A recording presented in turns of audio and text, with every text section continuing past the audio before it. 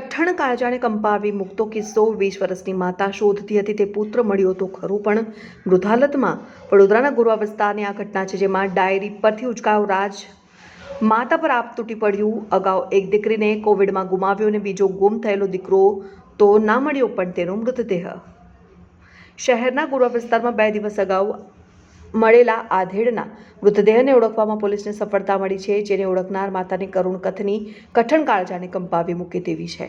ગોરવાના દશામા મંદિર પાસે ગઈ તારીખ 8મીએ મોડી સાંજે પોલીસને એક આધેડનો મૃતદેહ મળ્યો હતો, જેથી તેનું પોસ્ટમોર્ટમ કરાવતા ખિસ્સામાંથી ડાયરી મળી હતી અને તેના પરથી પોલીસને મરનારનું નામ શૈલેન્દ્ર રમેશભાઈ પંચાલ અણમોલનગર ગોરવા હોવાનું જાણવા મળ્યું હતું।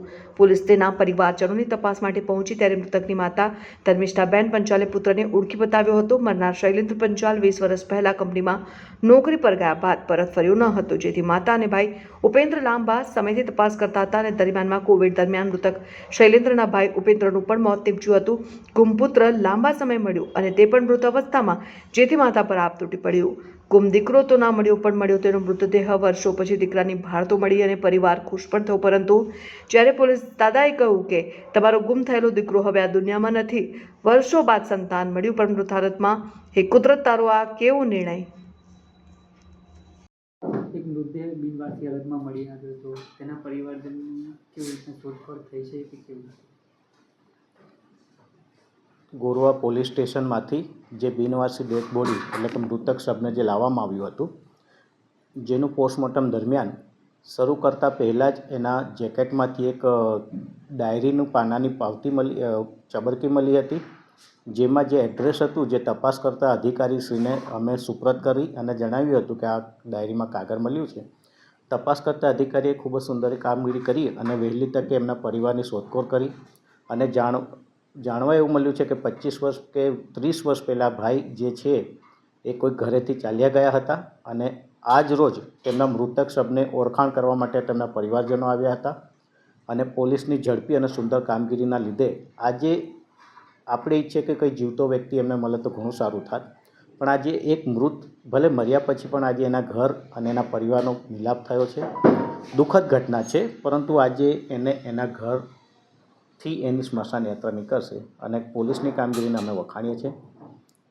તપાસનો વિષય હોવાથી વધુ હું આમાં માહિતી નહીં આપી શકું, તપાસ કરતા અધિકારી જોડેથી વિશેષ માહિતી આપને મળી જશે। પંચાલ જી, આ તમારો જે શૈલેન્દ્ર, જી શું થયું હતું? એ ઘરેથી બહાર નીકળી ગયા? હા, એ તો હજે 22 વર્ષથી બહાર હતો, કોઈ પત્તો જ નહોતો એનો। પછી દશામાન મંદિર છે ને, ત્યાંથી એની લાશ મળી, તો એમાંથી ખિસ્સામાંથી પાવતી નીકળી એટલે પોલીસવાળા મને ખોરવા આવ્યા, પછી મને લાશ બતાવી, પછી મારો છોકરો જોતો। તમે જોયું પછી? હા, જોયું, કાલે એ જ જોયું। હતા? હા, એ જ હતા। શું થયું હતું? કેમ નીકળી ગયા હતા એવું? કશું નહીં, કોઈ કશું બોલ્યું જ નહીં, એની જાતે જ નીકળી ગયેલો। હા, ત્યારે તમારો જે છોકરો નોકરી હતી એપોલો ટાયરમાં, તો ત્યાંથી ઘરે જ નહીં આવ્યો। જી જી, તો અત્યારે પોલીસવાળા ઘરે આવ્યા હતા એવું હતું? હા, કાલે આવ્યા હતા પોલીસવાળા ઘરે, તો પોલીસવાળાએ બધી મારી માહિતી લીધી, પછી કે તમને લાશ બતાવીએ, તમે ઓળખી લો, એટલે મેં ઓળખી તો મારો છોકરો જ હતો। જી, શું કહેશો કે 25 વર્ષે તમારો જે છોકરો છે મૃત હાલતમાં મળ્યો છે, હા, આજે અહીંયા આવ્યા છો તમે, જોશથી બોલો થોડું। શું કહેશો કે 25 વર્ષ પછી જે આ દીકરો તમારો મળ્યો છે પણ એ બી ના, કોઈ દિવસ નથી મળ્યો મને, અમે બહુ તપાસ કરી પણ કોઈ જગ્યાએ પત્તો જ ના લાગ્યો। અને આ લાસ્ટ દશામાન મંદિરેથી મળી, તો કોકે કહ્યું હશે તો પોલીસવાળા તઈ તપાસ કરવા ગયા, પછી ખિસ્સામાંથી પાવતી મળી, ઘરનું એડ્રેસ મળ્યું।